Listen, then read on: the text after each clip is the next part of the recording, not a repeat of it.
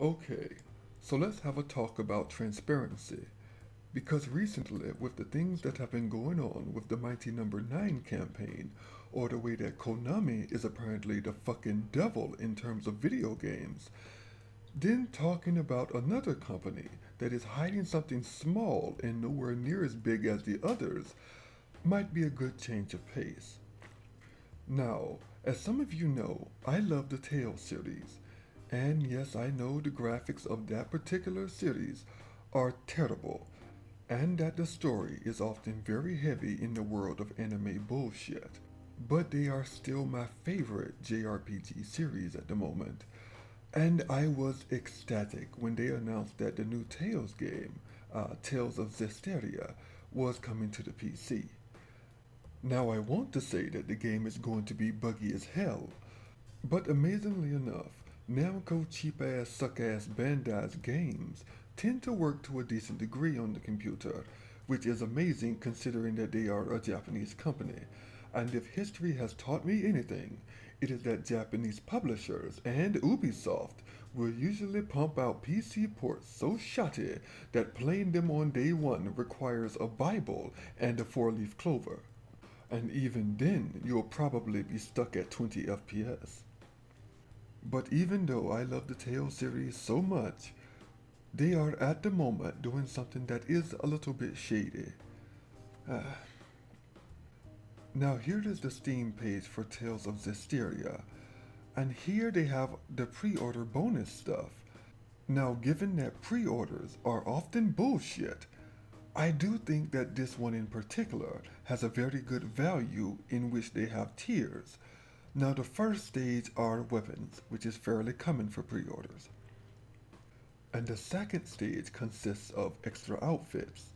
Now, I have stated in the past that the art direction of the Tale series is intentionally making the main characters of these games look absolutely horrible, so that the people feel compelled to buy the DLC outfits, so that they won't have to spend 40 hours looking at a character that dresses like Elvis Presley after a cocaine trip. Trust me, it is a very effective marketing tactic, where the only main character outfit that I have kept in the Tales series was Tales of Vesperia. All the rest were DLC outfits because they looked horrible. But moving on, we have the last pre-order tier, which astoundingly enough is a copy of Tales of Symphonia, a game that was well loved and many people have wanted on the PC. Now, pre-order bullshit aside, this does seem like a good idea since altogether this value is about $50. So, you pay $50 for the game and get an extra $50 in extra content. And while that does sound great, one thing you may have noticed while I was talking about the game's pre-order bonus is that on the pre-order list, it just says Tier 1, Tier 2, and Tier 3.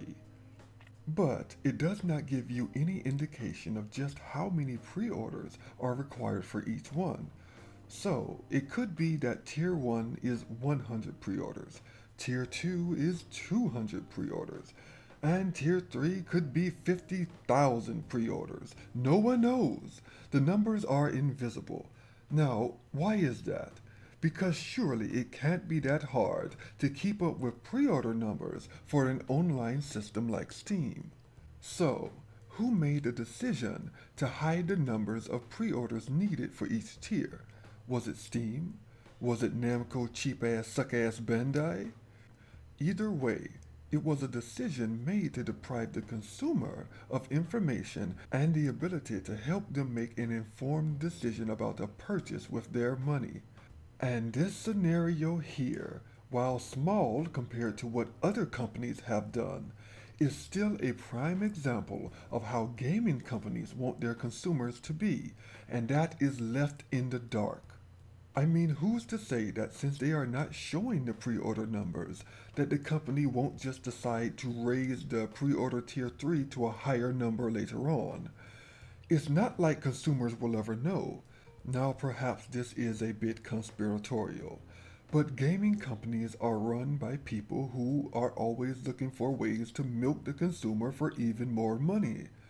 Sure, the packaging may look different, but the results are almost always the same. Anyway, before people start hating me, I want to make clear that I am not saying do not pre order this game. It's your money and you can do with it what you like.